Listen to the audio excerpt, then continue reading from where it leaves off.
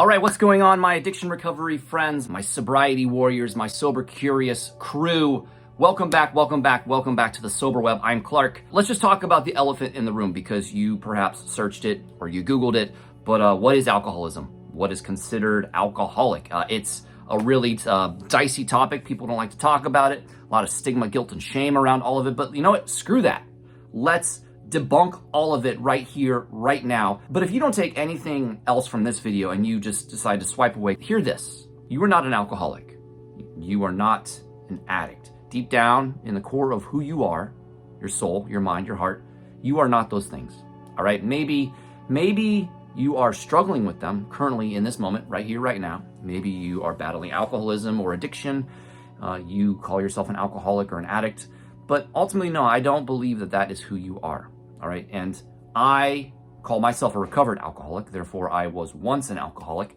I battled alcoholism for 13 years, and I've done a lot of work to call myself recovered because ultimately I did not accept that I was an alcoholic and that I would be cursed and unfortunate and diseased and pretty much screwed for the rest of my life because I do not believe that once an alcoholic, always an alcoholic. Once an addict, always an addict. Nope, I don't buy it. And I don't buy it for you. And that's why I'm making this video about what is alcoholism and what is alcoholic, because you can't honestly really quantify it. You know, you can have a definition like Merriam-Webster's dictionary says it's a continued excessive or compulsive use of alcoholic drinks, but that's a definition and you are not a definition, especially in a dictionary. Of course, too much of anything can eventually be a bad thing. It's not just alcohol. So it's not just about how much someone might drink. It's about more the intent behind the drinking. Like, why are we compulsive?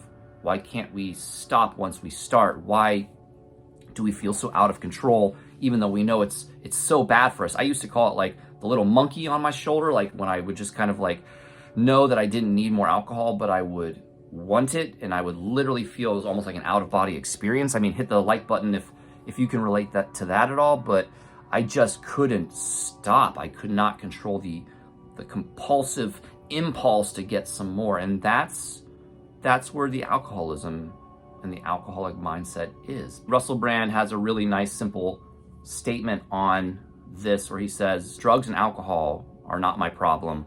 Reality is my problem. Drugs and alcohol are my solution. And I think that's just a really eloquent way of summing up what alcoholism or being an alcoholic is, or an addict in general, is that we are using something, a substance, or even social media or sex or money or work or whatever it is to escape reality because we can't face some pain that's chasing us. And so we use these things to hide from them, to numb out, to cope, because we just don't want to deal with grief or fear or sadness or trauma or toxicity because it's just so scary and so overwhelming. And I know it is, but honestly, ask yourself this question. Is life currently like I'm living it with alcohol or whatever the addiction is the rest of my life, let's say 20 years, is that more scary than the idea of facing the stuff from the past that's driving the drinking? I ran from it for a very long time, and I can say that I'm so happy that I finally faced it. I did the hard work to understand why my alcoholism came alive and why I battled it for 13 years and what I had to do to put it behind me. And so in closing, instead of looking at your relationship with alcohol as something stigmatized like alcoholism or are you an alcoholic, just look at it as like a drinking problem or an unhealthy relationship with alcohol or a substance, and just ask yourself, like, why am I doing this? Like, can I stop once I start? If the answer is no, that's okay. Don't beat yourself up. Don't allow guilt and shame to push you further into the bottle. Just accept the fact that you're powerless to alcohol, all right? And that's okay to admit that you are powerless to something. It doesn't mean that you don't have power. It doesn't mean that you don't have strength and resilience, because you do. Otherwise, you wouldn't be watching this video after all that you've put yourself through. Ultimately, when it comes to perhaps you naming what the problem might be, just listen to your voice. Listen to your gut.